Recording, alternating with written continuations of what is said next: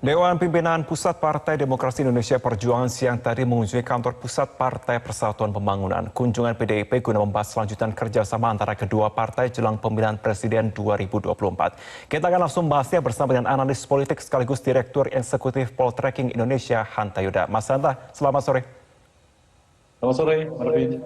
Ya, Mas Hanta, pertemuan hari ini PDIP dan P3, apakah bentuk penegasan sebenarnya Koalisi Indonesia Bersatu sudah benar-benar bubar?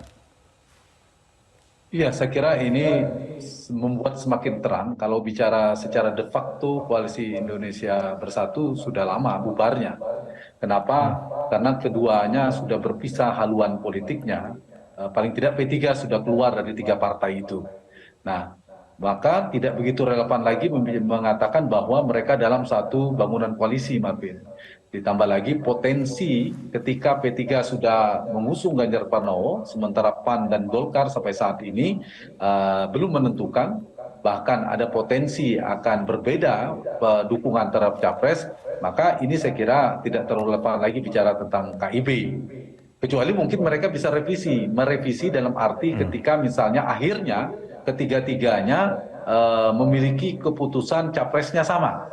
Lalu bisa disimpulkan KIB plus. Tapi dari formulasinya, formasi koalisinya, menurut saya KIB sudah tidak relevan lagi dibicarakan.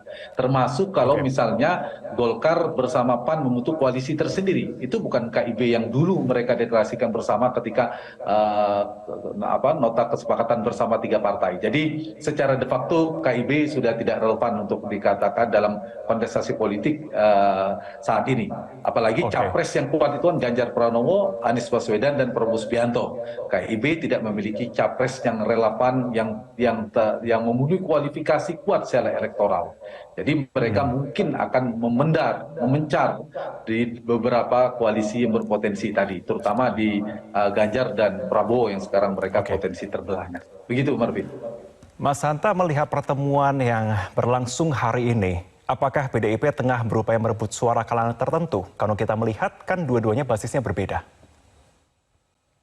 Ya, kalau PDIP merangkul P3 dalam rangka untuk membangun sebuah koalisi kandidasi atau pencalonan, menurut saya tidak begitu kuat ya signal yang didapat yang bisa kita tangkap. Kenapa? Karena PDI Perjuangan sudah cukup tiketnya, Marvin. Boarding pass-nya tanpa berkoalisi dengan siapapun sudah cukup. Sehingga bukan itu tujuannya. Yang dibutuhkan PDI Perjuangan lebih pada membangun sebuah formula koalisi nasionalis religius yang dalam perspektif PD Perjuangan ya, dari gambar dari warna partainya juga kelihatan kan, merah dan hijau. Jadi ingin menjadikan P3 sebagai faktor komplementer untuk melengkapi bangunan koalisinya PD Perjuangan sebagai simbol mewakili representasi dari kelompok religius, kelompok Islamis yang berbasis pada Islamis tradisionalis, yaitu kelompok NU. P3 itu dianggap menjadi sebagai sebuah simbol. Dari kekuatan P3 kita tahu tidak begitu kuat. Perolehan suaranya pun kemarin hampir tidak lolos dalam parliamentary threshold. Jadi kemungkinan yang diambil PDI Perjuangan untuk mengajak P3 adalah dalam rangka tadi memenuhi komposisi koalisi merah hijau atau nasionalis religius tadi.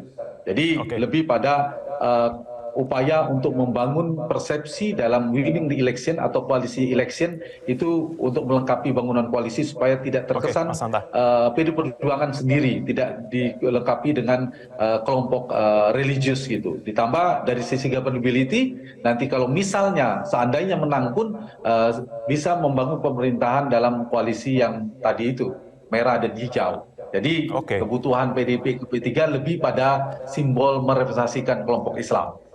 Oke, Mas Hanta, tapi sebelumnya nama Nasaruddin Umar juga sempat mencuat untuk mendampingi Ganjar. Apakah PDIP benar mencari sosok cawapres dari P3? Iya, paling tidak dari nama-nama yang disebutkan yang belakangan ada tokoh-tokoh senior NU seperti Pak Nasaruddin Umar, itu bisa jadi sebagai alternatif masuknya lewat P3, bisa juga. Meskipun belakangan sebelumnya ada nama Sandiaga Uno. Saya melihat, Marvin, kalau bicara P3, apakah P3 punya pengaruh kuat dalam menentukan cawapres? Menurut saya tidak terlalu kuat ya. yang paling menentukan, yang lebih determinan, yang masih dominan tetaplah faktor PDI Perjuangan, yaitu Ibu Megawati Soekarno Putri. Jadi P3 saya kira dari sisi kandidasi hanya sekedar melengkapi. Cuma bisa saja itu dikondisikan seperti merepresentasikan kelompok Islam, merepresentasikan kekuatan politik Islam dalam hal ini NU, maka bisa masuk dari P3. Jadi saya kira P3 sebagai basis kekuatan entitas politik itu tidak memiliki posisi daya tawar yang terlalu kuat sebenarnya untuk menawarkan cawapres. Apalagi belakangan kita tahu sebelumnya Sandi keliru juga menjadikan P3 sebagai memperkuat daya tawarnya untuk masuk dalam kandidasi cawapres, masuk dalam beberapa radar partai politik melalui P3 agak keliru. Tapi bahwa dibalik logikanya P3 dijadikan sebagai pintu atau merepresentasikan kelompok Islam oleh PD Perjuangan dan Ganjar, itu sangat mungkin sekali. Jadi PD Perjuangan ya kita tahu karena partainya tidak terlalu besar, ketika bergabung dengan Ganjar dan PD Perjuangan, posisi tawarnya, bobot politiknya relatif menguat. Tetapi di sisi yang sama, dalam kontestasi internal koalisi, posisi tawarnya tidak begitu menentukan menurut saya.